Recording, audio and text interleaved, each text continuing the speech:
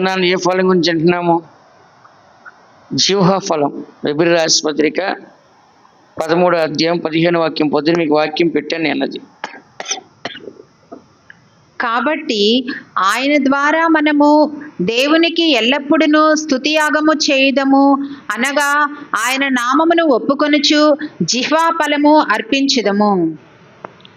ఇక్కడ మనం చదువుతున్న వాక్యములో పరిశుద్ధుడైన పౌలు గారు హెబ్రీయులకు రాసిన సంఘానికి ఆయన తెలియచేసింది ఏమనగా, కాబట్టి ఆయన ద్వారా అంటే యేసుక్రీస్తు ద్వారా మనము దేవునికి తండ్రికి ఎల్లప్పుడూ స్తుతియాగం చేయుదుము, అనగా ఆయన నామమును ఒప్పుకొనుచు జీవ ఫలము అర్పించుదము అని ఇక్కడ మనం చదువుచున్నాం.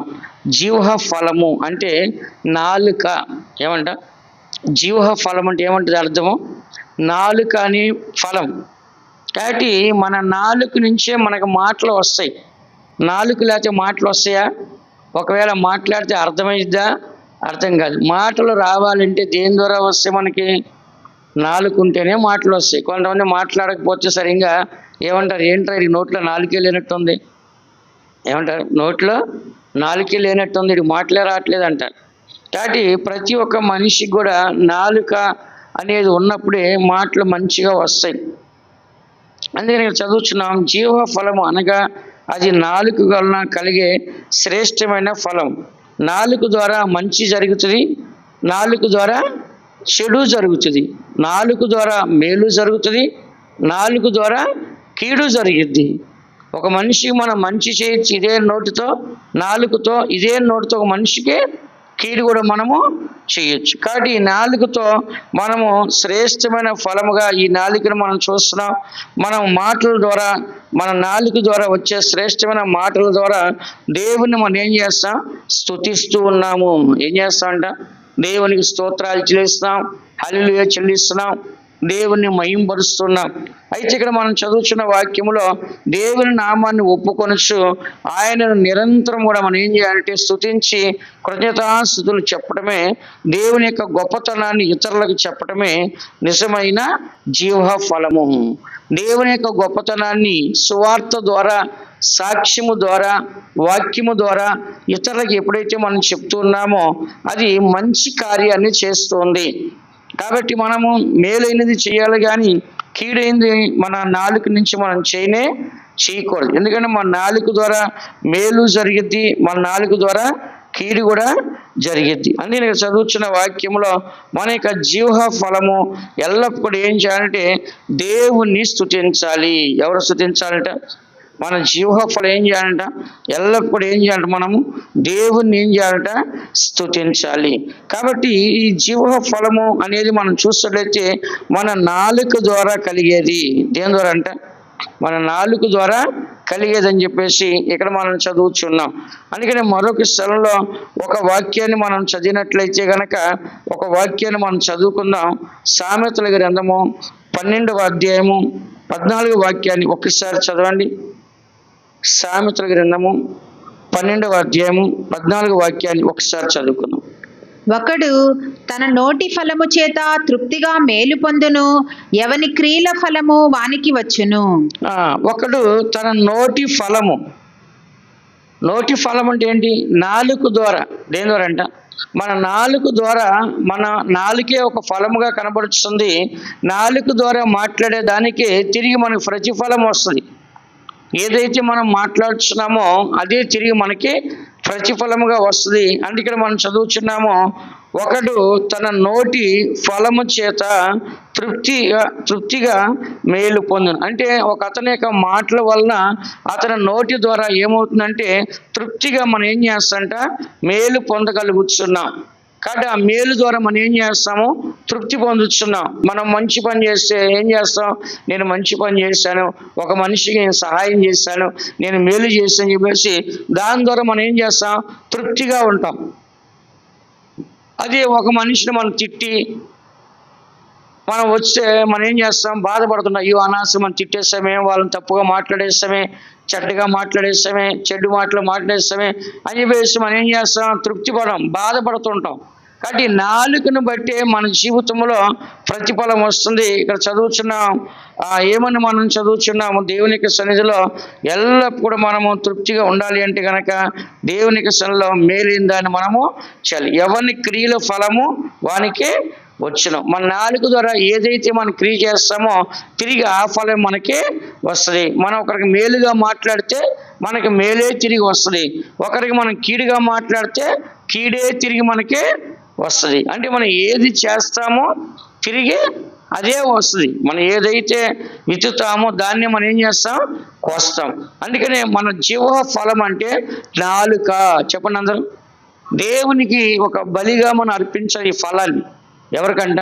దేవునికి మన నాలుకని ఏం చేయాలంటే ఒక బలిగా దేవునికి ఏం చేయాలంట, జీవ ఫలముగా దాన్ని ఏం చేయాలంట, అర్పించాలి. కాబట్టి దీనితో మనం మంచి చేయాలి కానీ చెడు కార్యాలు మాత్రం మనం చేయకూడదు. ఈ నాలుక ద్వారా మనం మంచి కార్యాలు చేసి దేవుణ్ణి మహింపరిచేవారుగా మనం కనపడాలి కానీ ఈ నాలుగుతో ఇతరులని బాధపరిచేవారుగా, ఇతరులను దుఃఖపరిచేవారుగా, ఇతరులు అవమానపరిచేవారుగా మనం కనపడకూడదు. మన పెదవుల ద్వారా ఇతరులకు మనము మేలు చేయాలి. ఎందుకంటే మన నాలుక మన వశంలో ఉంది కాబట్టి దాన్ని మనమే కంట్రోల్ చేసుకోవాలి. సామెతల గ్రంథము 18వ అధ్యాయం 20వ వాక్యం చదవండి. ఒకరి నోటి ఫలము చేత వాని కడుపు నిండును, తన పెదవుల ఆదాయము చేత వాడు తృప్తి పొందును. ఒకని నోటి ఫలము చేత వాని కడుపు నిండును. కాబట్టి ఒక కడుపు అనేది తృప్తిగా ఉండాలంటే మన మాటలతో నిండిపోద్ది. కొంతమంది అంటారు, నీ మాటలు వింటే నాకు కడుపు నిండిపోతుంది అంటారు. ఏమంటారంట? నీ మాటలు వింటుంటే నాకు కడుపు నిండిపోతుంది, ఇంకా ఆకలి కూడా నాకు వేయట్లేదు, నాకు ఆహారం వద్దు అంటారు. కానీ బైబిల్లో ఏమని రాస్తుంది? యేసు ప్రభుని మనం చూసినప్పుడు 40 రోజులు కూడా ఆయన దేవుని మాటలతోనే, వాక్యంతో, సాతానుతో మాట్లాడుతున్నాడు. మరి మోషేను మనం చూసినప్పుడు దేవుని మాటలు వింటూ, వాక్యాన్ని వింటూ 40 రాత్రులు పగళ్ళు ఆహారం లేకుండా, ఆకలి లేకుండా మోషే దేవుని దగ్గరే ఉన్నాడు. కాబట్టి దేవుని మాటలు మనం చూసేప్పుడు మన కడుపు నిండిపోద్ది. అలాగే ఎవరైనా ఎదుటివారు మనకు మంచి మాటలు మాట్లాడితే మనకేమైందంట, కడుపు నిండుగా ఉంటుంది. అందుకని ఒకరి నోటి ఫలము చేత వాని కడుపు నిండును. కాబట్టి మనం మాట్లాడిన దాన్ని, ఇప్పుడు బైబిల్ ఏం రాస్తుంది? కడుపు నిండిన దాన్ని బట్టి నోరు మాట్లాడిన దాన్ని బట్టి కడుపు నిండుతుంది. విన్నారా? నోరు మాట్లాడిన దాన్ని బట్టే కడుపు నిండుద్ది, కడుపు నిండిన దాన్ని బట్టే నోరు మాట్లాడుద్ది. అందుకని ఇక్కడ చదువుతున్న వాక్యంలో తన పెదవుల ఆదాయము చేత వాడు తృప్తి నొందును. అంటే తన పెదవులతో మంచి మాటలు మాట్లాడి వ్యాపారం చేయొచ్చు, బిజినెస్ చేయొచ్చు, పని చేయొచ్చు. మాటల ద్వారా మంచి లాభాన్ని సంపాదించి తన కడుపు అంతా ఏం చేస్తాడు, పోషించుకుంటాడు.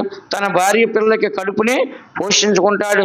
తన కుటుంబం అంతా ఎలా ఉంటుందంటే చాలా తృప్తిగా ఉంటుంది. 21 చదవండి అమ్మ.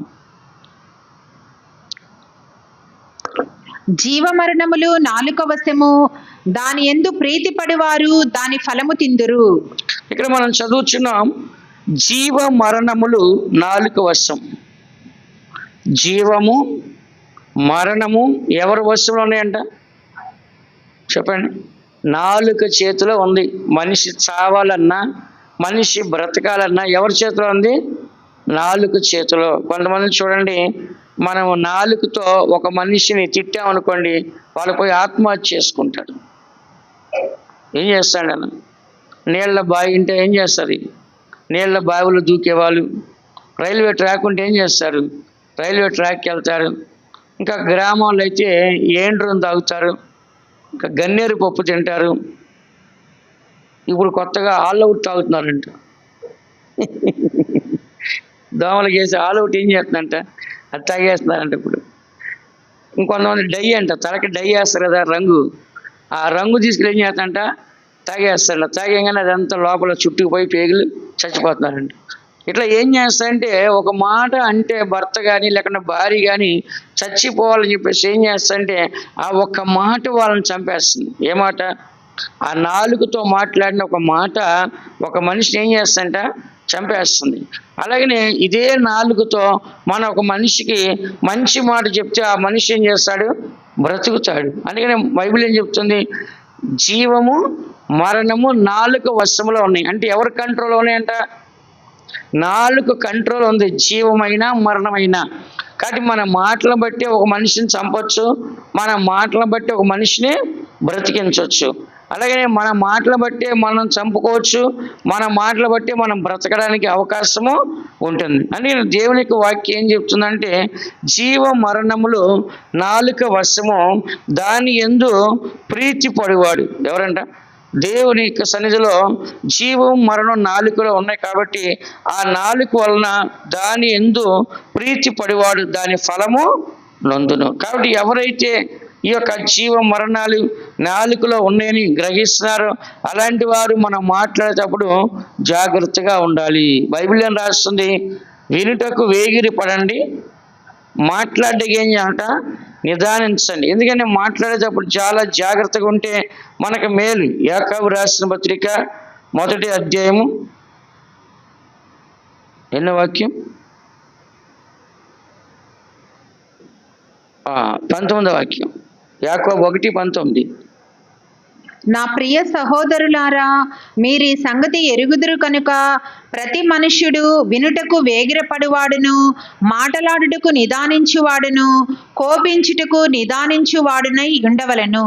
వినుటకు వేగిరపడండి. వినడానికి బాగా ఇంట్రెస్ట్గా ఆసక్తి కలిగి ఉండండి. కానీ మాట్లాడడానికి మాత్రం ఏం చేయాలంట? నిదానించాలి. తొందరపాటు మాటలు మనకి ఉండకూడదు. కొంతమంది ఏం చేస్తారు? తొందరపాటుతో మాట్లాడేసి తర్వాత బాధపడతారు. అయ్యో నేను తొందరపడి కోపపడిపోయినా మాట్లాడేసి అని చెప్పేసి తర్వాత మనం బాధపడతాం. బాధపడిన తర్వాత అది తిరిగి రాదు. అవతల మనిషి గాయపరచబడతాడు, దుఃఖపడతాడు, బాధపడతాడు, చాలా అవమానపరచబడతాడు, ఆ మనిషి కన్నీళ్లు కారుస్తుంటాడు. కాబట్టి తిరిగి అది రాదు. అంటే ఇక్కడ రాస్తుంది కదా, ఏమని రాస్తుంది? మరి ఇక్కడ ప్రతి మనుషుడు వినుటకు వేగిరి పడివాడుగా ఉండాలి, కానీ మాట్లాడడానికి నిదానించేవాడుగా ఉండాలి. కోపించడానికి కూడా ఏం చేయాలట? నిదానించాలి. తొందరపడి కోపపడకూడదు. అందుకని కింద రాస్తుంది, నరుని కోపం దేవుని యొక్క నీతిని నెరవేర్చదు. అందుకని ఇక్కడ మనం చదువుతున్న వాక్యంలో ప్రతి మనిషి కూడా ఏం చేయాలంటే మాట్లాడడానికి నిదానించాలి. చెప్పండి అందరూ. ఏం చేయాలంటే మాట్లాడడానికి నిదానించాలి. తొందరపడి మనం ఏం చేయకూడదు? మాట్లాడకూడదు. తొందరపడి మనం మాట్లాడామంటే కనుక దానివల్ల మేలు జరిగిద్దా, కీడు జరిగిద్దా? తొందరపడి మనం మాట్లాడితే మేలు జరిగిద్దా, కీడు జరిగిద్దా? కీడు జరిగిద్ది. మనం తొందరపడి మాట్లాడకూడదు, కానీ మనం నిదానించి ఏం చేయాలంట? మాట్లాడాలి. బైబిల్లో రాస్తుంది, మోషే దేవుని యొక్క స్వరూపాన్ని ఏం చేస్తాడంట? నిదానించి చూస్తాడంట. దేవుని యొక్క స్వరాన్ని నిదానించి వింటాడంట. కాబట్టి మోషే చాలా నిదానంగా ఉన్నాడు. అలాంటి ఇక మోషేని ఇక్కడ మనం చదువుతున్న వాక్యంలో మనం అందరం కూడా గ్రహించినట్లయితే మనం కూడా చాలా నిదానించడానికి మనం ఇష్టపడే వాళ్ళు కనపడాలి. ఈ లోకంలో మనం చూస్తే మనుషుల్లో తొందరపాటు ఎక్కువ ఉండి గొడవలు అయిపోతున్నాయి. రాజకీయ నాయకుల్లోనూ, అధికారుల్లోనూ, మరి ఎంతోమంది మత పెద్దలు, కుల పెద్దలు, ఇలా ఎంతోమంది ఎన్నెన్నో గొడవలు జరగడానికి కారణం. మొన్న చూడండి, ఆ యొక్క ఇరాన్ మరి అమెరికా కలిసి కోపాలతో ఇజ్రాయెల్ కలిసి 3 దేశాలు కలిసి ఏమైంది? మొత్తం నాశనం చేసుకున్నారు. ఇరాన్ యొక్క డబ్బు కోడిగుడ్డు 2,000 రూపాయలు, బిర్యానీ 60,000 రూపాయలు ఎంత అంట బిర్యానీ. ఇంకా అది కొనడానికి ఇంత డబ్బులు బట్టి కాదు వస్తుందని చెప్పేసి ఏం చేశారంట? ₹1,00,000 నోటు తయారు చేశారంట.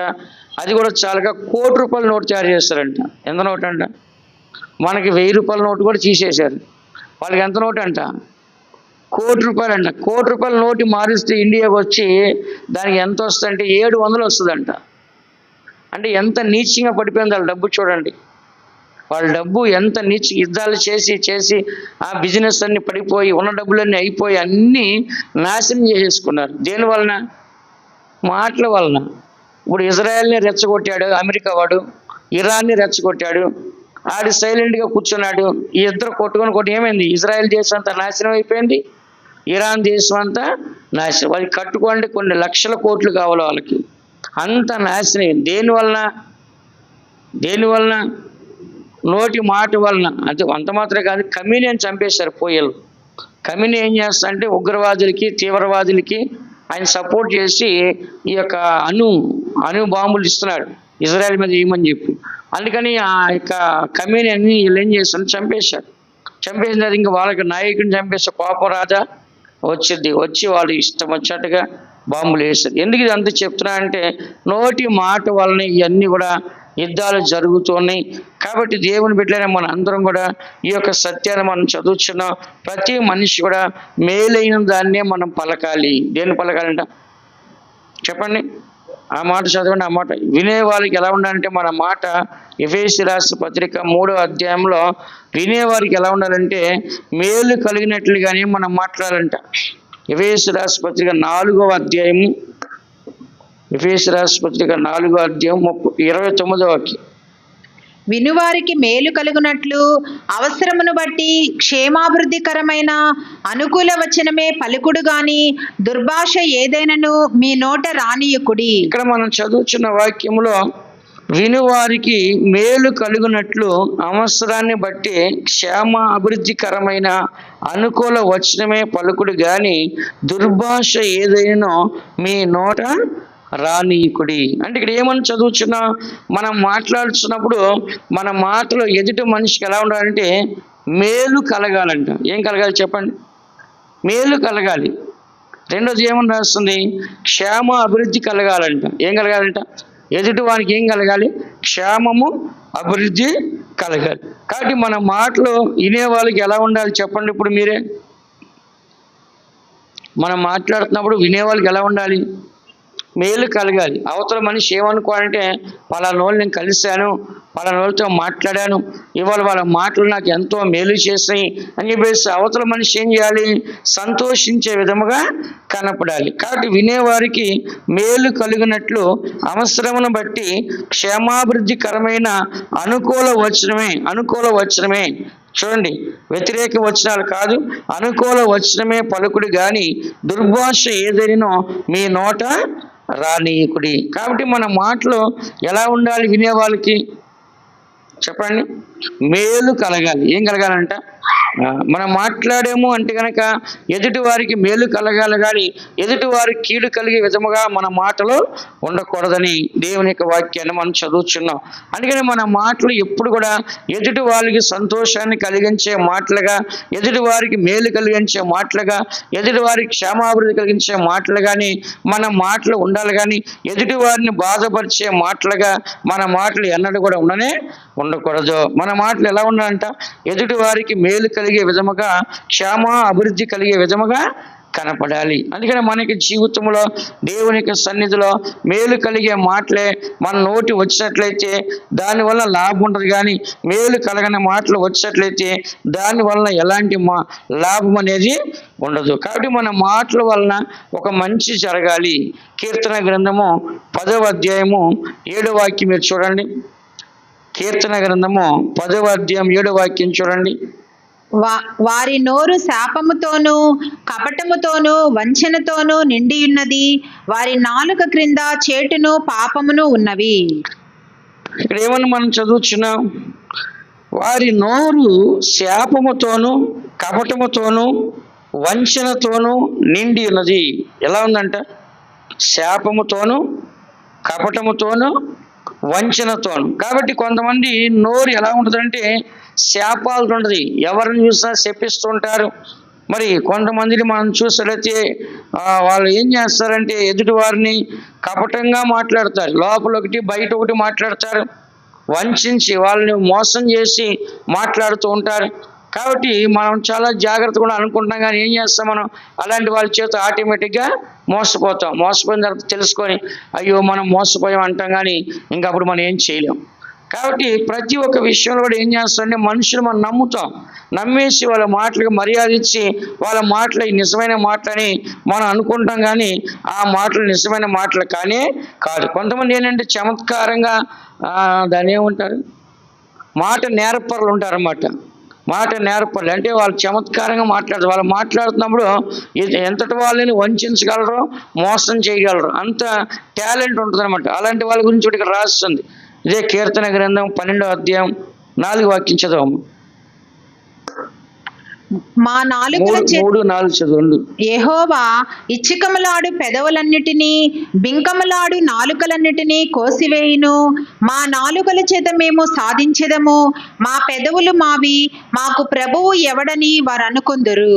మా నాలుకల చేత మేము సాధించదము అంటే ఏమంటారు? నా నోరుతో నేను ఏం చేస్తాను? సాధిస్తాను. ఎవరినైనా మాట్లాడి సాధించగలను. ఏంటి ఎంత కార్యమైనా సరే నేను సాధించగలను. నాకు తెలివితేటలు ఉన్నాయి, నాకు సామర్థ్యం ఉంది, నాకు శక్తి ఉంది, నాకు జ్ఞానం ఉంది, నాకు ఆలోచన ఉంది, నాకు చదువు ఉంది అని చెప్పేసి అందరూ మాట్లాడతారు. ఇక్కడ బైబిల్ రాస్తుంది మా పెదవులు వింటండా మా నాలుక చేత మేము సాధించుకుంటాం. కాబట్టి మాటలతో సాధించుకుంటాం. మా పెదవులు మావి, మాకు ప్రభు ఎవడు అంటే మా పెదవులు మాయి, మా నోరు మాది, మా ఇష్టం వచ్చి మేము మాట్లాడతాం, మా ఇష్టం వచ్చి మేము చేస్తాం. ఇప్పుడు కొంతమంది ఏమన్నా అంటాం మనం, ఏమని ఎందుకు అట్లా మాట్లాడతాం ఆపరా అంటే నా నోరు నా ఇష్టం. ఏమంటారు? నా నోరు నా ఇష్టం, నా నాలుక నా ఇష్టం, నువ్వెవరు చెప్పడానికి? నీ సంగతి నువ్వు చూసుకో అంటారు. ఇది బైబిల్లో ఉంది ఆ మాట, నేను చెప్పేది కూడా కాదు, ముందుగానే రాశాడు దేవుడు. వాళ్ళు ఏమన్నారు? మా పెదవులు మావి, మాకు ప్రభువు ఎవడు, ఆయనకి భయపడాల్సిన అవసరం మాకు లేదు అని చెప్పేసి వాళ్ళు ఇక్కడ చెప్తున్నారు. అందుకని మనకి జీవితంలో ఇలాంటి వారి మనుషుల మధ్యలో చాలా జ్ఞానంగా ఉండాలి. మనం ఎలా ఉండాలంటే చాలా జ్ఞానంగా ఉండాలి. ఇలాంటి మనుషులు మనల్ని ఎంతగానో వంచాలని చూస్తారు, మనల్ని ఎంతగానో బాధపరచాలని చూస్తారు. ఇలాంటి వారి మధ్యలో మనం ఎలా ఉండాలంటే చాలా జాగ్రత్తగా ఉండాలి. బైబిల్ చెప్తుంది. ఎవరు చెప్తారంట? ఇర్మియా గ్రంథం 9వ అధ్యాయంలో బైబిలే చెప్తుంది, నేను చెప్పట్లేదు. 9వ అధ్యాయంలో మనం చదువుచున్నాము, చాలా జాగ్రత్తగా ఉండమని చెప్తుంది. 9వ అధ్యాయం 4వ వాక్యమా? మీలో ప్రతివాడును తన పొరుగువాని విషయమై జాగ్రత్తగా నుండవలెను. ఏ సహోదరునినైనను నమ్మకుడి. నిజముగా ప్రతి సహోదరుడును తంత్రగొట్టి అయి తన సహోదరుని కొంప ముంచును. ప్రతి పొరుగువాడును కొండెములు చెప్పుటకై తిరుగులాడుచున్నాడు. సత్యము పలుకక ప్రతివాడును తన పొరుగువానిని వంచించును. అబద్ధములాడుట తమ నాలుకలకు అభ్యాసము చేసియున్నారు. ఎదుటివాని తప్పులు పట్టవలనని ప్రయాసపడుదురు. ఇక్కడ మనం చదువుచున్న వాక్యంలో ఏమని మనం చదువుచున్నాం? మీలో ప్రతివాడు తన పొరుగువాని విషయమే జాగ్రత్తగా ఉండవలెను. ఏ సహోదరుని అయినను నమ్మకుడి. నిజముగా ప్రతి సహోదరుడు తంత్రగొట్టి అయి తన సహోదరుని కొంప ముంచిన. ప్రతి పొరుగువాడును కొండెములు చెప్పుటకై తిరుగులాడుచున్నాడు. సత్యము పలుకక ప్రతివాడు తన పొరుగువాని వంచును. అబద్ధములాడుట తమ నాలుకలకు అభ్యాసము ఎవరికి నేర్పిస్తారంట? నాలుకకి నేర్పిస్తారంట. నాలుకకి అలవాటు చేస్తారు. ఏం అలవాటు చేస్తారు? అబద్ధం ఆడతాం. ఒక మనిషి తప్పు చేస్తారనుకోండి, తప్పు చేసిన ఏం ఆలోచిస్తాడు? దాన్ని ఎలాగ అబద్ధం ఆడి దాన్ని కవర్ చేసుకోవాలి, ఎలాగ మనం తప్పించుకోవాలి, ఆ నింద ఆ శిక్ష మన మీద రాకుండా ఎలా తప్పించుకోవాలని చెప్పేసి ఏం చేస్తాడు? తన నాలుగుకి ట్రైనింగ్ ఇస్తాడు. ఇలా మాట్లాడు, అలా చెప్పు, ఇలా అడిగితే ఇలాగ మాట్లాడు అని చెప్పేసి ఎవరికి ట్రైనింగ్ ఇస్తాడు మనిషి? చెప్పండి. మన అవయవాలు అన్నీ ఇంపార్టెంటే, ఏ అవయవం కూడా తేలికేంది కాదు. కన్ను చాలా ఇంపార్టెంటే, నోరు చాలా ఇంపార్టెంటే. కాబట్టి ప్రతి ఒక్క అవయవం కూడా చిన్నగానే ఉండొచ్చు కానీ చాలా పెద్దది. బైబిల్ రాస్తుంది నాలుక పాప ప్రపంచం అంట. ఏమంట? ప్రపంచం అంత ఉంటుందంట నాలుక. ప్రపంచాన్ని కాల్చేస్తుందంట. ఎవరో చెప్తాను, ఆ వాక్యం కూడా చెప్తాను. అయితే ఇక్కడ చదువుతున్న వాక్యంలో మనం ఏం చేయాలంటే నాలుకకి ఏం చేస్తాంట? ఏమని రాస్తుంది? సత్యము పలుకక. చూడండి, నిజము చెప్పకుండా ప్రతివాడు తన పొరుగువాన్ని వంచును అంటే మోసం చేయను. అబద్ధములు ఆడుట తన నాలుకకి ఏం చేస్తాడంట? అభ్యాసం చేస్తాడంట. అంటే అలవాటు చేసి నేర్పిస్తూ ఉంటారన్నమాట. అందుకని దేవుని బిడ్డలారా మన అందరం కూడా ఈ సత్యాన్ని చదువుచున్నాం.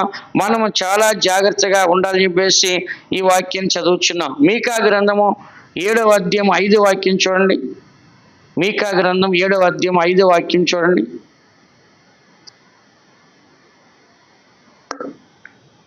స్నేహితుని యందు నమ్మిక ఉంచవద్దు, ముఖ్య స్నేహితుని నమ్ముకొనవద్దు.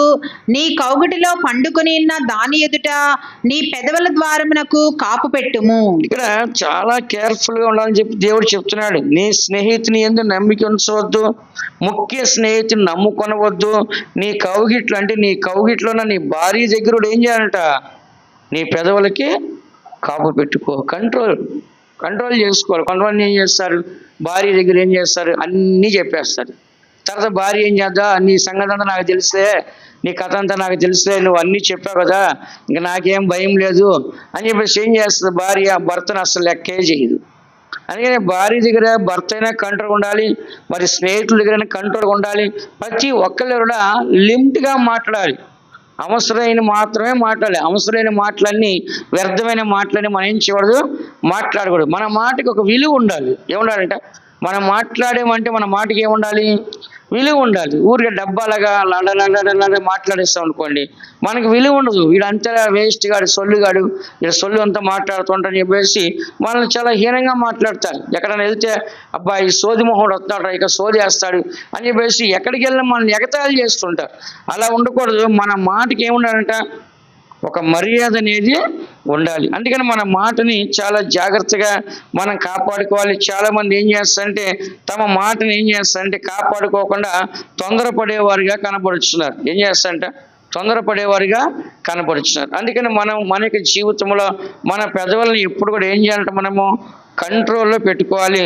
ఎప్పుడు కూడా ఎదుటి వారి మీద నేరాలు మోపటానికి మనము ప్రయాసపడకూడదు. కీర్తన గ్రంథము 15వ కీర్తన 3వ వాక్యం చూడండి. 15వ కీర్తన 3వ వాక్యంలో చూస్తే ఈ కొండెములు చెప్తుంటారు, అబద్ధాలు సాడీలు చెప్తుంటారు. అట్టివాడు నాలుకతో కొండెములాడడు, తన చెలికానికి కీడు చేయడు, తన పొరుగు వాని మీద నింద మోపడు.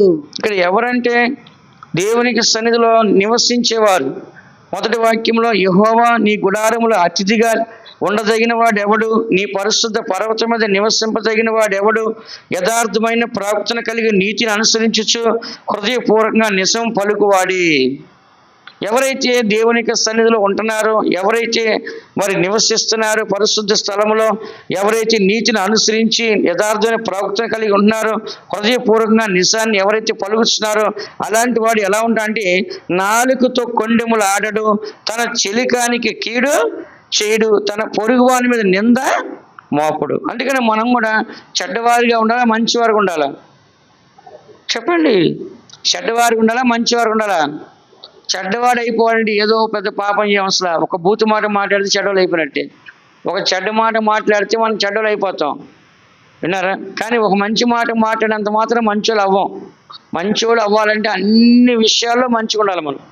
మన ప్రవర్తనలో, మన నడవడిలో, మన క్రియల్లో, మన ఆలోచనలో, మన స్వభావంలో, మన మాటల్లో అన్నిట్లో మంచిగా ఉంటేనే మనం మంచివాళ్ళు అవుతాం.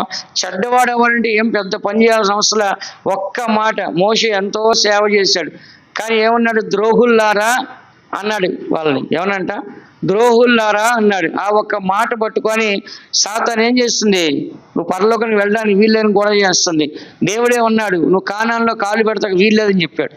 ఏమన్నాడు? ఒక్క మాటే, ద్రోహుల్లారా వినండి, మీ కొరకు ఈ బండలోంచి నీళ్ళు రప్పించాలా అని చెప్పి బండను కుట్టారు వాళ్ళు. నా పరిశుద్ధతని మీరు సన్మానించలేదు, నన్ను అవమానపరిచారు, కాబట్టి మీరు కణాల్లో కాలు పెట్టరని చెప్పేశారు దేవుడు. కాబట్టి దేవుడు కూడా ఒక మాట తప్పు మాట్లాడితే పట్టుకోడా చెప్పండి? దేవుడు పట్టుకోడా? ఇది పట్టుకోవడం లేదు. ఇక్కడ ఒక తప్పు మాట్లాడితే పట్టుకోడు దేవుడు. అందుకని మనం అనుకుంటాం, ఎన్నో తప్పులు మాట్లాడేస్తుంటాం, ఎన్నో ఎగతాళిగా మాట్లాడేస్తుంటాం, ఎంతోమంది హీనంగా మనం మాట్లాడేస్తుంటాం. కానీ ప్రతి మాటకి మనం దేవునికి ఏం చేయాలంట? లెక్క చెప్పాల్సిందే. ఏం చేయాలంట? ప్రతి మాటకి దేవునికి ఏం చేయాలి? మనం లెక్క చెప్పాల్సిందే. కాబట్టి ఈ దినాల్లో చాలా మందిని మనం చూస్తున్నాం, దేవుని యొక్క భయం లేకుండా ఇష్టానుసారంగా జీవిస్తారు. కానీ మనం అలా ఉండకూడదు. దేవుని యొక్క భయము మనకి ఎల్లప్పుడూ ఉండాలి. దేవుని భయం ఉంటేనే మనం జాగ్రత్తగా ఉంటాం. దేవుని భయం లేకపోతే కనుక జాగ్రత్తగా ఉండలేం. కొంతమంది చాలా చమత్కారంగా, చాలా మృదువుగా మాట్లాడతారు. వెన్నపోసి ఎంత మెత్తగా ఉంటుందో వాళ్ళ మాటలు ఎలా ఉన్నాయంటే అంత మెత్తగా ఉంటాయంట. కీర్తన గ్రంథము 55వ కీర్తన. ఈ మనం చేసే పనులు, లోకంలో జరిగే అన్నీ బైబిల్లో దేవుడు రాసి పెట్టేశాడు. ఎవరు రాసి పెట్టారు? 55వ కీర్తన 21వ వాక్యం. వారి నోటి మాటలు వెన్నవలే మృదువుగానున్నవి, అయితే వారి హృదయములో కలహమున్నది. వారి మాటలు చమురు కంటే నునుపైనవి, అయితే అవి వరదీసిన కత్తులే. అమ్మో, ఎట్లా ఉన్నాయంట? కత్తులే. నాలుగు బయటికి తీస్తే ఆ మాటలు కొంతమంది ఏమవుతాయంట, ఆత్మహత్య చేసుకున్నారు పోయి. అలాగే మాట్లాడతారు. అంటే ఒక్కొక్కరు మాట్లాడితే ఎట్లా అంటే కత్తుల్లాగా దూసుకుపోతాయంట. ఎలా దూసుకుపోతాయంట చెప్పండి? కత్తుల్లాగా ఏమవుతాయంట, దూసుకుపోతాయంట. ఒక్కొక్కరు మాటలు ఎట్లా అంటే బైబిల్ రాస్తుంది కదా, ఏమని రాస్తుంది? పేతురు గారి ప్రసంగానికంట వాళ్ళ హృదయాల్లో పొడబడిందంట. ఆ మాట చదువుతారా? అపోస్తల కార్యంలో పేతురు గారు ప్రసంగం చేస్తుంటే ఆయన మాటలు అంటే వాళ్ళ హృదయాల్లో పొడవబడి అంట. అపోస్తల కార్యంలో 2వ అధ్యాయం 37వ వాక్యం.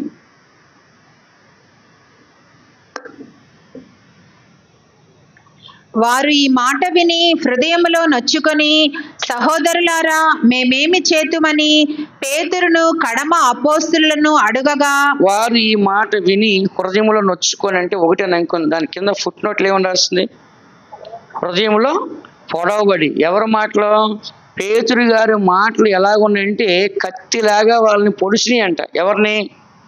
అన్ని జనులందరినీ పొడిచి, అప్పుడు వాళ్ళు ఆ కత్తి లోపల దిగిన తర్వాత ఆ మాటలు, సహోదరులారా మేమేం చేయాలి చెప్పండి అన్నారు. అంటే ఆ మాటలు ఎలా ఉన్నాయంట, కత్తిలాగా వాళ్ళ హృదయంలో దిగిపోయిందంట. ఇదే అపోస్తల కార్యం 5వ అధ్యాయం 33వ వాక్యం చూడండి. అక్కడ కూడా ఇదే మాట రాస్తుంది. వారు ఈ మాట విని అత్యాగ్రహము తెచ్చుకొని వీరిని చంపనుద్దేశించగా. అక్కడ 4 అంకె ఉంది. వారు అత్యాగ్రహం తెచ్చుకునే దగ్గర 4 అంకె ఉంది. కింద ఏమని రాస్తుంది? హృదయంలో నరకబడిందంటే వాళ్ళ మాటలు ఎలా ఉన్నాయంట, వాళ్ళ మాటలో పొడవబడి అని రాస్తుంది. ఇక్కడ మనం చదువుతున్న వాళ్ళ మాటలు ఏం చేస్తుంటే వాళ్ళ హృదయాన్ని నరికినట్లుగా మనం చదువుతున్నాం. ఏమవుతుందంట అంటే మాట అంత పవర్ ఉంటుంది. ఇదే అపోస్తల కార్యంలో 7వ అధ్యాయంలో 54వ వాక్యం చూడండి.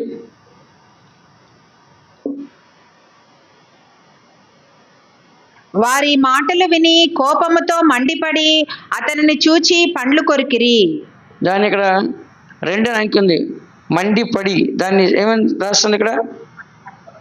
హృదయమందు నరకబడిన వారంట. ఎవరంట అంటే ఆ మాటలు ఎలా ఉంటాయంటే ఎదుటి వాడిని నరికినంత పని. అంటే దాని యొక్క అర్థం ఏంటి? ఇందా మనం చదివాం కదా, వారి యొక్క నాలుకలు వరదీసిన కత్తులే. అంటే ఆ నాలుకలు ఎలా ఉంటాయంట, కత్తిలాగా ఉంటాయి. అంటే షార్ప్గా ఉంటాయి వాళ్ళ మాటలు, చాలా పొదునుగా ఉంటాయి వాళ్ళ మాటలు.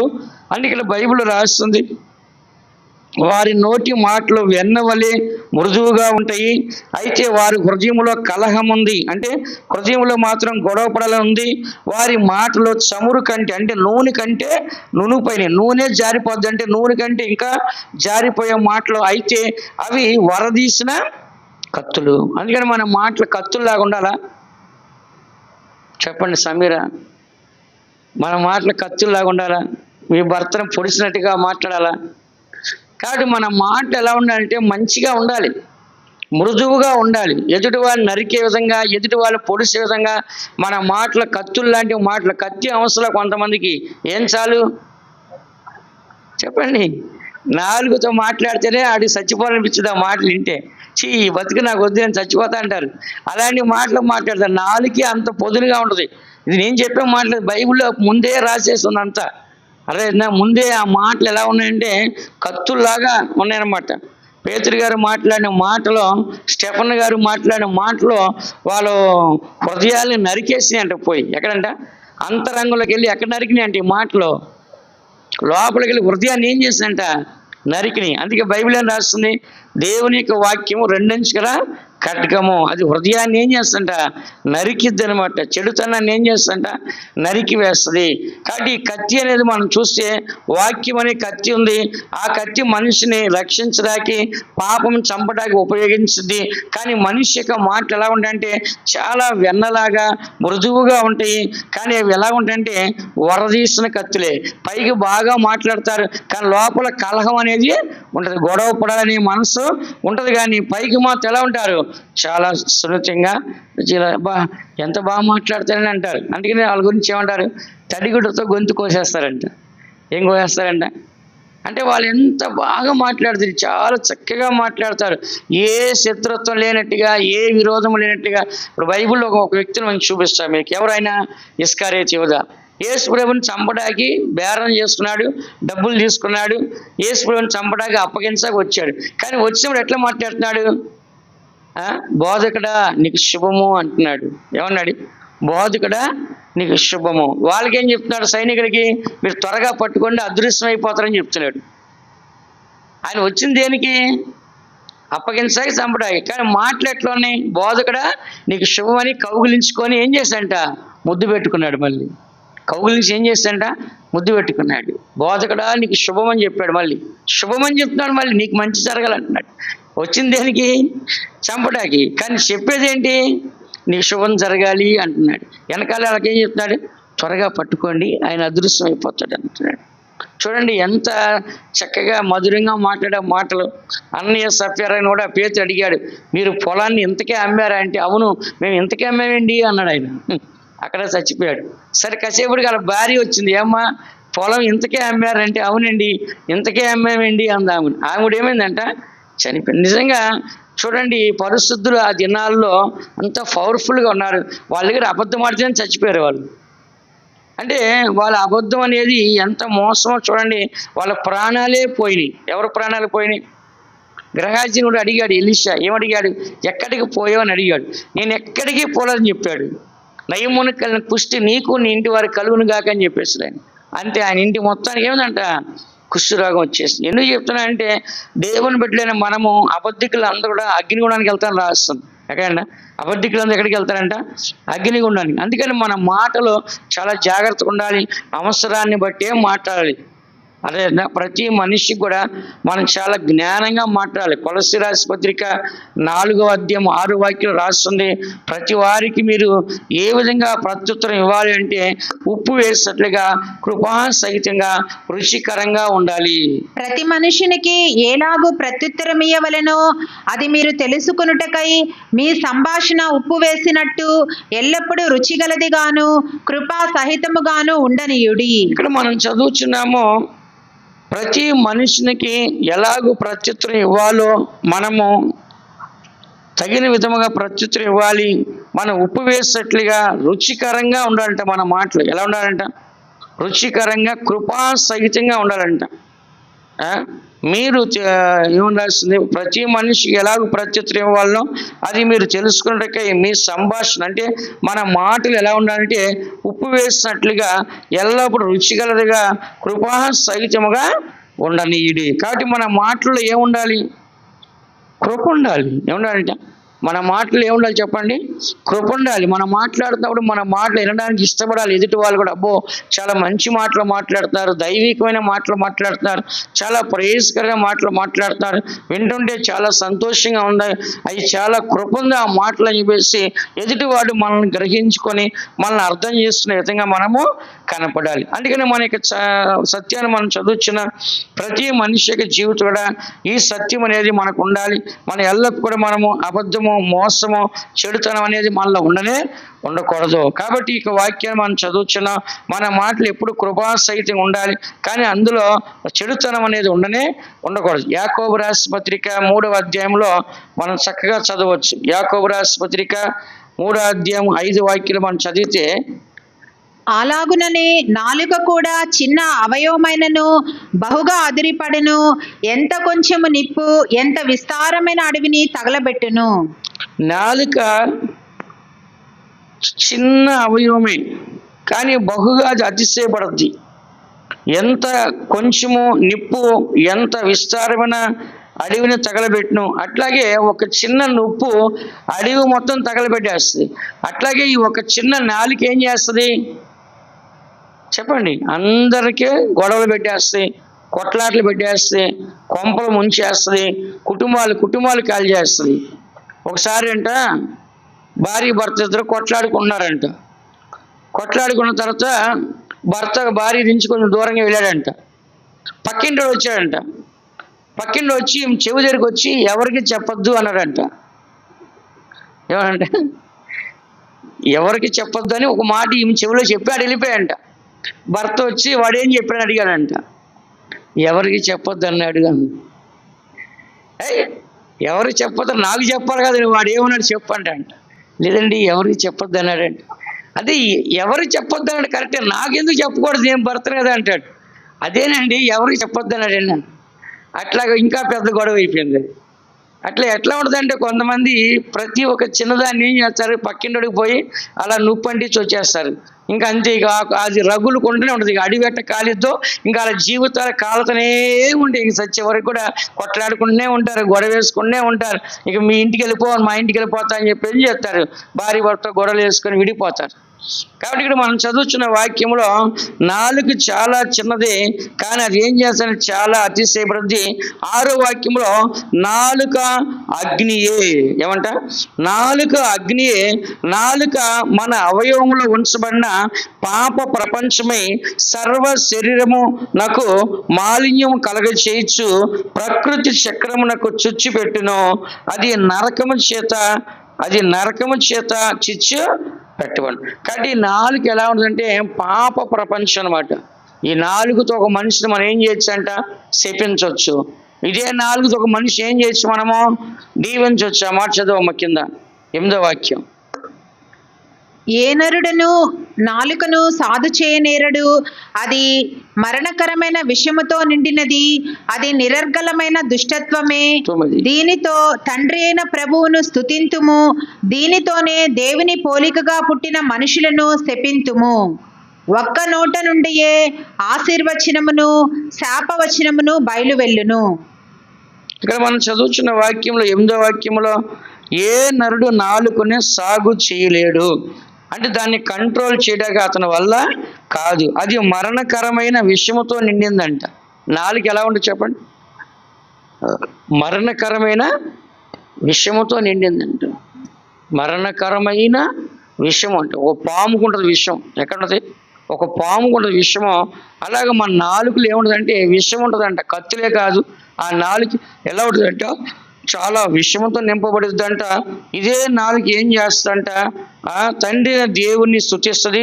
ఇదే నాలుక దేవుని పోలికగా పుట్టిన మనిషిని ఏం చేస్తుంది, శపిస్తుంది. ఒక్క నోటి నుండి ఆశీర్వచనము శాపమును బయలు వెళ్ళును. కాబట్టి ఈ నోటితో మనం ఏం చేస్తాం, ఒక మనిషిని దీవిస్తున్నాము. ఇదే నోటితో ఏం చేస్తాం, ఒక మనిషిని మనము శపిస్తున్నాం. కాబట్టి ఈ నాలుక అనేది అన్నిట్లో ఒకటే మనం వాడుతున్నాం. అందుకని కింద ఒక కొటేషన్ ఇచ్చాడు, ఒక నీళ్ళ బావిలో నుంచి ఉప్పు నీళ్లు తీయ నీళ్ళు రెండు రావు, ఏదైనా ఒకటే వస్తాయి. నీళ్ళ బావిలో ఉప్పు నీళ్ళన్నా ఉంటాయి, లేకుంటే తీయటి నీళ్ళన్నా ఉంటాయి, కానీ రెండు రకాలు రావు. కాబట్టి మన నాలుకేంటి, చెడ్డదే వస్తుంది, మంచిది వస్తుంది. మనం దీవిస్తున్నాము, శపిస్తున్నాము. కాబట్టి అలా ఉండకూడదని చెప్పి రాస్తుంది. కాబట్టి మన నాలుగు అప్పుడే బాగా ప్రార్థన చేసేస్తాం, రాగానే ఏం చేస్తాం, కొట్లాడి బూతు మాటలు మాట్లాడి అబద్ధాలు ఆడి చెడ్డ మాటలు మాట్లాడతాం. కొంతమంది అన్నారు, అమ్మో వాళ్ళ నోట్లో నోరు పెట్టలేమంటున్నారు. అంటే వాళ్ళకి మంచి చెప్పాలని కూడా భయపడుతున్నారు, ఎందుకంటే వాళ్ళ నోట్లో నోరు పెట్టలేము. మనం ఒక మాట మనం మాట్లాడాలంటే కనుక అది విషము, వాళ్ళు మనం భరించలేం. వాళ్ళు తిట్టే తిట్లు, వాళ్ళ మాటలు మనము భరించని చెప్పేసి ఏం చేస్తారు, చాలామంది చాలా రకాలుగా బాధపడుతున్నారు. అంటే ఇక్కడ చదువుతున్న వాక్యంలో మన జీవితంలో ఎప్పుడు కూడా మన నోరు ఎలాగ ఉండాలి చెప్పండి, దేవుని స్తుతించే నోరుగా మంచిగానే ఉండాలి. కానీ మన నోట్లో విషయం ఉండొచ్చా ఉండకూడదా చెప్పండి, ఉండొచ్చా ఉండకూడదా? మన నాలుకలో ఏముండాలంటే ఎప్పుడు దేవుని స్తుతించే సత్యం ఉండాలి. చదవండి ఆ మాట, 1 యోహాను 3:18 వాక్యం. 1 యోహాను 3:18 వాక్యం. చిన్నపిల్లలారా, మాటతోనూ నాలుకతోనూ కాక క్రియతోనూ సత్యముతోనూ ప్రేమింతము. కాబట్టి నాలుగుతోనూ మాటతో కాక క్రియతోనూ సత్యముతో దేవుని మనం ప్రేమించాలి. చాలా మంది దేవుని ప్రేమించే విషయంలో అనేకులు కూడా దేవుని గణపరచలేకపోతున్నారు. లౌకికమైన మాటలతోనే మనుషులు కనబడుతున్నారు. కానీ మనము నాలుగుతో నోటితో కాకుండా క్రియలతో సత్యముతో దేవుని ఏం చేయాలంటే మనము ఆరాధించాలి. ఎప్పుడు కూడా మన నోటితో దేవుని కృతజ్ఞతాస్తుతులు చెల్లించాలి. కీర్తన గ్రంథము 109 కీర్తన 30 వాక్యములో, నా నోటితో నేను యెహోవాకు కృతజ్ఞతాస్తుతులు మెండుగా చెల్లించదను, నేను అనేకుల మధ్య నేను ఆయన్ని స్తుతించెదను. కాబట్టి ప్రతి దేవుని బిడ్డ గుర్తించాల్సి అంటే మన నోటితో ఎల్లప్పుడూ కూడా మన దేవుని కృతజ్ఞతాస్తుతులు చెల్లించాలి. అనేకుల మధ్య దేవుని మనం ఏం చేయాలంట, స్తుతించేవారిగా మనము కనపడాలి. కాబట్టి మన నాలుక ఎవరి కంట్రోల్లో ఉండాలి? మన నాలుక ఎవరి కంట్రోల్లో ఉండాలి? మన కంట్రోల్లోనే ఉండాలి. చెప్పండి అందరూ, ఎవరి కంట్రోల్ ఉండాలంట? మన నాలుక మన కంట్రోల్లో ఉండాలి. అందుకనే దేవుడు ఏం చేస్తాడు? అపోస్తల కార్యం 2వ అధ్యాయం 2వ వాక్యంలో ఆ పరిశుద్ధ ఆత్మని నాలుక మీద కుమ్మరించాడంట. పరిశుద్ధాత్మను తీసుకొచ్చి అపోస్తల కార్యం 2వ అధ్యాయం 2వ వాక్యంలో వాళ్ళ యొక్క నాలుకలు విభాగింపబడి అగ్ని జ్వాలగా మార్చబట్లే మనం చదువుతున్నాం. కాబట్టి పరిశుద్ధాత్మను తీసుకొచ్చి దేవుడు ఎక్కడిచ్చాడు? నాలుక మీద ఇచ్చాడు. నాలుక మీద పరిశుద్ధాత్మ ఇచ్చిన ఏం చేశాడు? ఆ నాలుక ద్వారా అన్య భాషలు ఇచ్చాడు. ఏ భాష ఇచ్చాడంట? నాలుక ద్వారా అన్య భాషలు మాట్లాడమని చెప్పాడు. ఎందుకంటే ఆ నాలుగుతో మరలా ప్రవచించమని చెప్పాడు. అదే నాలుగు మీద ఏమో అభిషేకాన్ని ఇచ్చాడు, అదే నాలుగు మీద అన్య భాషలను ఇచ్చాడు, అదే నాలుగు మీద ఏమి ఇచ్చాడంట? సంఘానికి క్షేమాభివృద్ధి కొరకు ప్రవచించమని ఇచ్చాడు. కాబట్టి మనం చర్చకొచ్చినట్టు ఏం చేయాలి? అభిషేకంతో నింపబడాలి, అన్య భాషలు మాట్లాడాలి, ప్రవచనాలు ప్రవచించాలి. సంఘములో మనం ఏం చేయాలంట?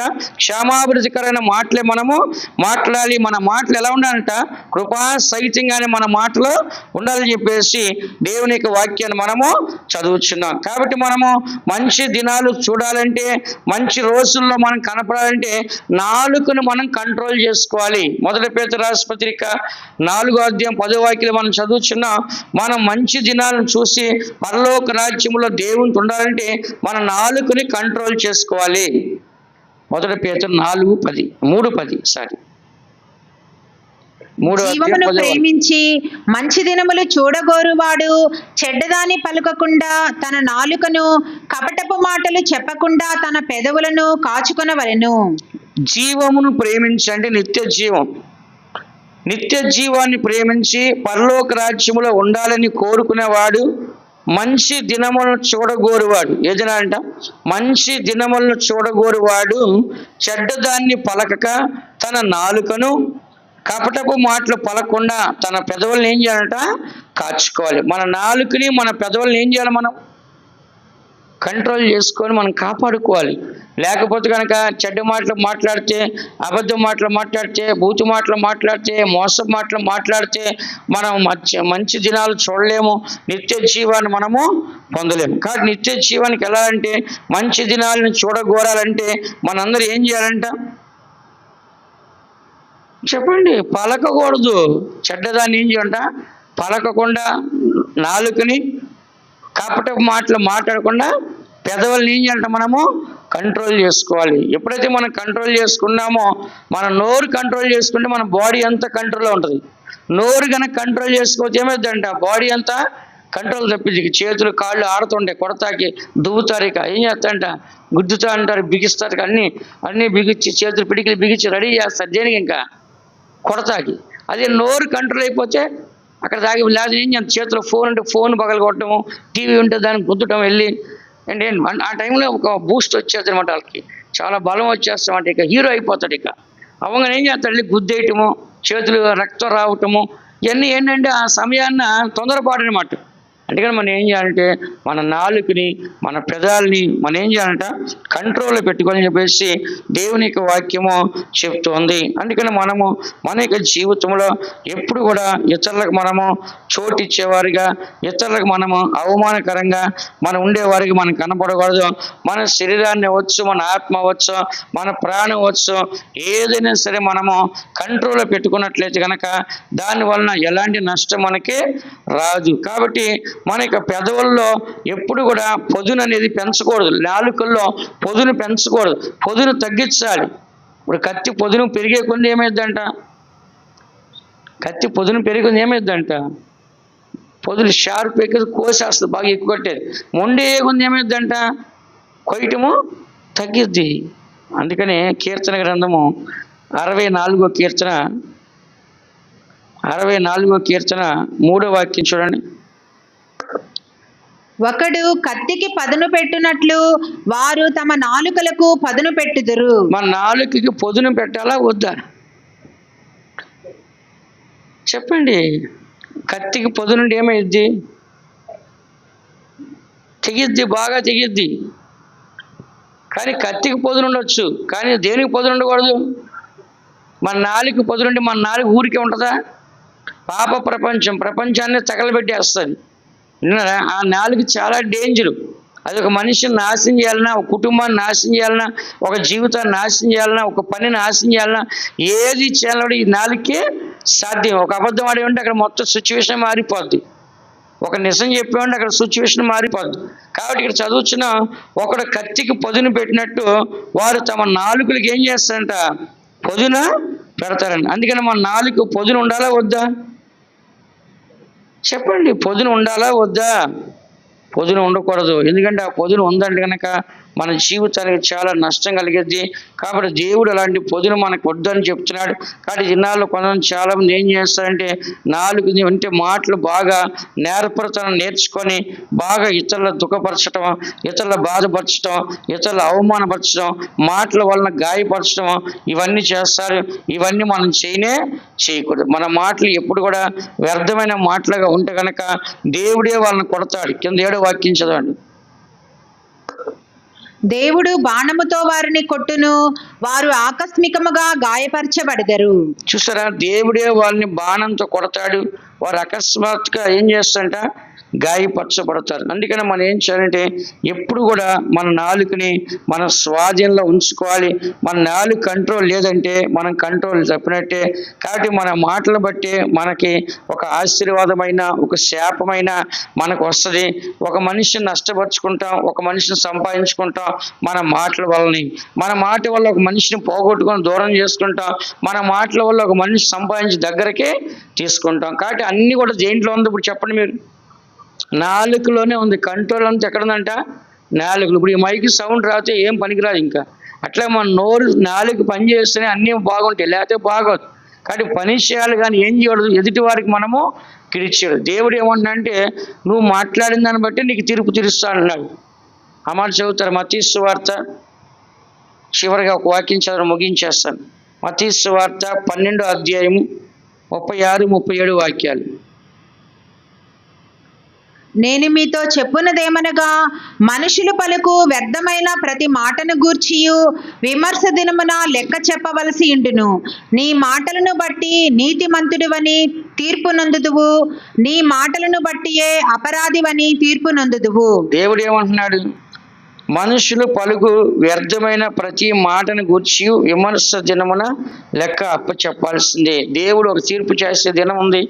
ప్రతి మనిషికి అది మంచిదే కానీ చెడ్డదే కానీ ఏం చేస్తాను దేవుడు? చెప్పండి. మంచిదైనా సరే చెడ్డదైనా సరే ఏం చేస్తాను దేవుడు? తీర్పులోకి తీసుకొస్తాడంట. అది నువ్వు మంచిదే మాట్లాడు, చెడ్డదే మాట్లాడు, మంచి పలుకు, చెడే పలుకు, ఏదైనా సరే అది మంచిదే కానీ చెడ్డదే కానీ ప్రతి ఒక్కటి కూడా దేవుడు ఏం చేస్తాడంట? తీర్పులోకి తీసుకొస్తాడు. కాబట్టి దేవుడు తీర్పులోకి తీసుకొచ్చిన తర్వాత మనం బాధపడితే ఏమన్నా ప్రయోజనం ఉందా? చెప్పండి. మంచిదే కానీ చెడ్డదే కానీ అది ఏదైనా సరే ప్రతి ఒక్కటి కూడా ఏం చేస్తాడు? దేవుడు తీర్పులోకి తీసుకొస్తాడు. దేవుడు తీర్పులోకి తీసుకొచ్చిన తర్వాత మనం బాధపడితే దానివల్ల ఏమన్నా ప్రయోజనం ఉందా? లేదు. దేవుడు విమర్శ చేయనప్పుడు ఆయన ప్రతి క్రియను అది మంచిదే కానీ అది చెడ్డదే కానీ దాన్ని ఏం చేస్తాడంట? తీర్పులోకి తీసుకొస్తాడు. కానీ తీర్పులో తీసుకొచ్చినప్పుడు ఇక్కడ రాస్తుంది, దేవుడు అంటున్నాడు నీ మాటను బట్టి నీతిమంతుడు అని, నీ మాటను బట్టి అపరాధివని తీర్పు ఉంది. అంటే దేవుడు ఏమన్నంటే నీ నోటి ఫలమును బట్టి నీకు ప్రతిఫలము వచ్చును. కాబట్టి మన నోటి మాటలు బట్టి మేలే రావాలి కానీ కీడు అనేది మన నోట్లోంచి రాకూడదని చెప్పేసి మన వాక్యాలు చూస్తున్నాం. అందుకని మన యొక్క జీవితంలో మంచిదే కానీ చెడ్డదే కానీ దేవుడు న్యాయ తీర్పు చేసే దినము ఒక దినం ఉంది. ప్రతి వారు కూడా న్యాయ విమర్శలో దేవుని దగ్గర నిలబడాల్సిందే. ఆయన ధవళ సింహాసనం తీర్పు తీర్చాడు. ప్రతి ఒక్కరు కూడా దేవుని దగ్గర నిలబడి దేవుని ద్వారా తీర్పు తీర్చబడాలి. అందుకే చివరి దినాలకు వచ్చిన మనము మన నోటి మాటలు మన హృదయ ధ్యానములో దేవుని దృష్టికి అంగీకారంగా ఉండాలి. వ్యర్థమైన మాటలు పలికి దేవుని దుఃఖపరిచేవారుగా మనము కనపడకూడదు. అందరు కండ్లు మూసుకోండి. దేవుని సందుకు వచ్చే మన నాలిక అనేది జీవ ఫలము. ఏమంట? జీవ ఫలము అంటే నాలికని అర్థం. అదే ఒక ఫలము అంటే మనము క్రియల ద్వారా చేసిన దానికి ప్రతిఫలం దేవుడు ఇస్తాడు. మనం ఏదైతే విత్తుతామో దాన్ని మనం కోస్తాం. కాబట్టి ఏదైతే చేస్తామో దానికి తగిన ప్రతిఫలం మనకు వస్తుంది. అందుకనే మన క్రియల ఫలము మనకు వస్తుంది. మేలు చేసే వారికి మేలు వస్తుంది, కీడు చేసే వారికి కీడు వస్తుంది. కాబట్టి మన మంచి దినాలు చూడగోరి జీవాన్ని ప్రేమించట్లయితే నిత్య జీవంలో పరలోక రాజ్యంలో మనం ఉండాలంటే మన నాలుకని కంట్రోల్ చేయాలి, మన పెదవులను కంట్రోల్ చేయాలి. మన నాలుకల కింద విషము, మన నాలుకల కింద కత్తులు ఉండకూడదు, వాటిని పొదిలి పెట్టేవారు మనం ఉండకూడదు. మన మాటలో ఎదుటి వాళ్ళు గాయపరిచి నరకటము, పొడవటము, చంపటము అలాంటివి చేయకుండా మన మాటలో విలువైన మాటలుగా, కృపా సహితముగా, ఉప్పు వేసినట్లుగా, రుచిగల మాటలుగా, తినివారికి మరి మేలు కలిగే మాటలుగా మన మాటలు కనపడాలి. ఇలాంటి మాటలు మాట్లాడినప్పుడు న్యాయ విమర్శలో, దేవుని యొక్క రాకడలో, తీర్పు జరిగేటప్పుడు మనం తప్పించుకుంటాం. మనం నీతిమంతులుగా జీవించి పరలోక రాజ్యంలో దేవునితో మనం ఉండగలుగుతాం. అలాంటి దినము రాబోతుంది, అలాంటి సమయం రాబోతుంది. ఈ చివరి దినాల్లో జీవ ఫలము దేవునికి ఇష్టమైంది. మన నాలుక దేవునికి చాలా ఇష్టము. మన స్తోత్రాలు చేయటము, మనం ప్రార్థన చేయటము, మన మేలైన మాటలు మాట్లాడటము, దేవుని స్తుతించటము, దేవుని బిడ్డల్ని దీవించటము దేవునికి చాలా ఇష్టము. కాబట్టి ఈ నాలుకతో అనేక రకాల పాపాలు అనేక రకాల కనబడుతున్నాయి. అవన్నీ మనం చేయకుండా మేలైన చేయటకును, కృపా సహితంగా ఉంటకును, ఎదుటి వారికి మంచి చేసే ఒక మేలైన నాలుకగా మనం ఉంచుకుంటాకో దేవుడు మనల్ని సాయించను గాక, దేవుడు మనల్ని ఆశీర్వదించును గాక. ఆమేన్. ప్రభువా దేవా నీ కృప నిరంతరం తోడైయున్నదిగా. ప్రభువా దేవా నీ కృప నిరంతరం తోడైయున్నదిగా. కృపరెక్కల క్రింద నీటి వరకు, కృపరెక్కల క్రింద నీటి వరకు కాచిన దయ్యకు ఏమివ్వగలము, కాచిన దయ్యకు ఏమివ్వగలము. కృతజ్ఞులమై స్తుతించేదం నా ప్రభువా, జీవఫలమర్పించేదం. కృతజ్ఞులమై స్తుతించేదం